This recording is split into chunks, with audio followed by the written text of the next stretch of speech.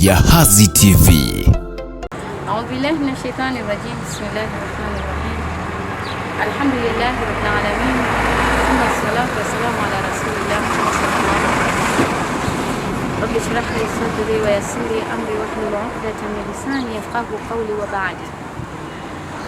Ama baada ya kumshukuru Allah subhanahu wa ta'ala na kumtakia rehema Mtume wetu Muhammad sallallahu alaihi wasallam, kwa siku ya leo nilikuwa na ukumbusho mfupi wa mada yetu inayosema mwanamke wa Kiislamu katika dunia ya mabadiliko ya nafasi ya mwanamke leo kati ya imani na teknolojia na maadili.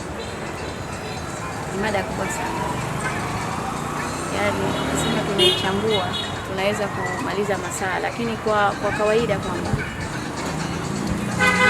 mwanamke wa leo katika mabadiliko ya nafasi yake, yani nafasi ya mwanamke katika mabadiliko ya kinafasi, maisha na maadili. Hii ni hali ambayo inasimamia mabadiliko pia ya mwenendo wa kitabia, tunaweza kusema kwa wale watu wengine wa hali ya nchi kwa sababu kwamba tunaona hali maadili yalipoporomoka kwa sababu ya maisha, teknolojia, yani globalization, technology, utandawazi ulivyotuletea mabadiliko katika jamii. Na wengi wetu kwa kuiacha dunia, kwa kuiacha akhera na kuiangalia dunia, tumejikuta wengi tunazama katika tamaduni za watu wengine. Tunaweza tukasema sisi ni mmomonyoko wa maadili kwa sababu sisi hatukujengwa katika maadili hayo. Wenzetu walikuwa ni sawa hayo maisha wanayoishi. Kwa mwanamke wa leo kwa nchi nyingine kwenda bila ya nguo, ingawa hapo zamani walikuwa hawatembei bila ya nguo. Tunakumbuka tunatizama picha za zamani za kizungu, wakuta wazungu wameburuta maguo hadi chini. Siku zikienda wanazipunguza. Lakini sasa tukirudi sisi jamii, hasa nikizungumzia jamii yangu ya Kiislamu, ambao Uislamu wetu umetutaka, Mtume sallallahu alaihi wasallam anaambiwa katika sura ya 33 katika Qur'an, ya ayuhan nabiyyu qul lil azwajika wa banatika wa nisa'il mu'minina yudnina alayhinna min jalabibihinna dhalika adna. Kufanya hivyo tutawapelekea wao kufanya nini?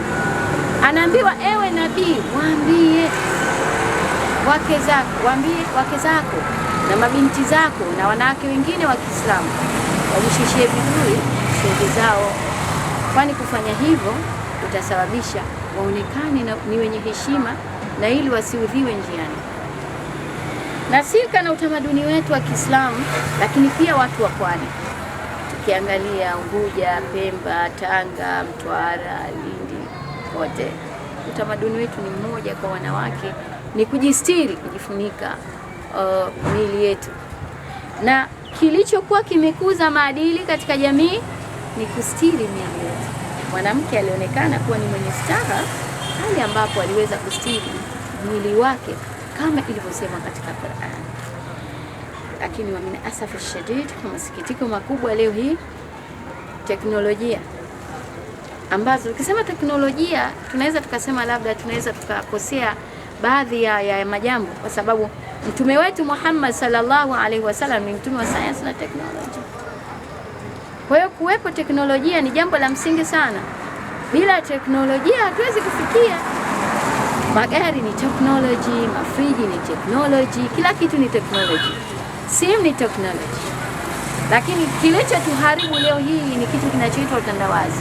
Teknolojia ilivyoambatana na jambo linaloitwa utandawazi, globalization, hii imetupelekea sasa kila nchi, sio nchi yetu tu ya Tanzania, dunia nzima, mpaka Arabuni, mpaka kwenye kitovu cha dini Maka, utakuta technology globalization imeingia pale na imeharibu maadili au inaenda kuharibu maadili. Tukirudi katika utandawazi, tukisema technology, simu nilionayo mkononi, the way vipi mimi najitreat ndivyo simu itakavyonitreat. Nikiamua kuwa mwanamke mwema, simu itanifundisha kuwa mwanamke mwema.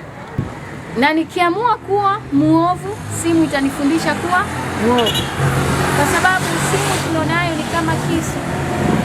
Kisu unaweza ukakitumia katika kukata kitu, unaweza ukatumia katika kumutia mtu jeraha, unaweza ukatumia kikakaa tu pale na kisifanye kitu.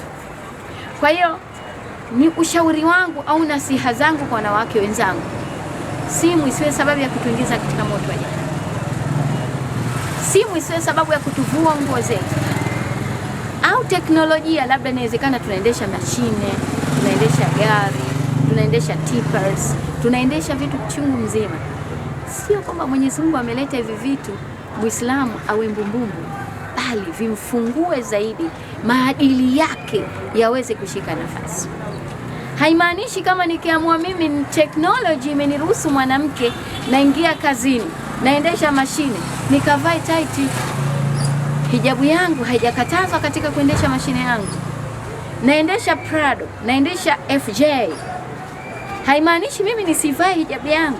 Hijabu yangu ndio itanitia nuru zaidi na kuonesha mimi ni mwanamke wa aina gani katika kuendesha gari yangu. Kwa hiyo technology sio sababu ya kumvua mtu katika dini yake, bali technology ndio natakiwa imbadilishe mtu aboreke, kwa sababu kila kitu Mwenyezi Mungu anasema thumma la tusaluna yawma idhin 'anil na'im, kisha wataulizwa siku ya kiyama juu ya neema walizopewa walizitumiaje.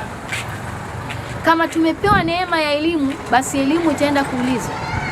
Tumepewa neema ya technology, itaenda kuulizwa tulitumiaje. Na Mwenyezi Mungu ana makusudi kutuletea technology.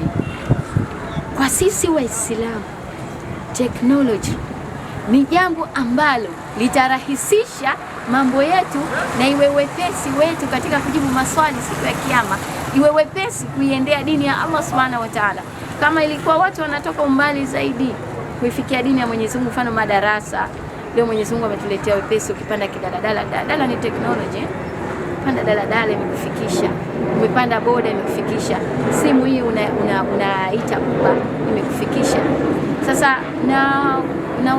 najihusia kwanza mimi na kuhusia wanawake wenzangu juu ya kuitumia vizuri technology, utandawazi kwa sisi wanawake, ili tubakie tumebakiwa salama katika maisha yetu na maadili yetu yamesalimika kwetu na watoto wetu. Basi ningependa kukumbusha kwamba kuwepo kwa teknoloji sio sababu ya kuharibika kwa maadili. Alhamdulillah, asante.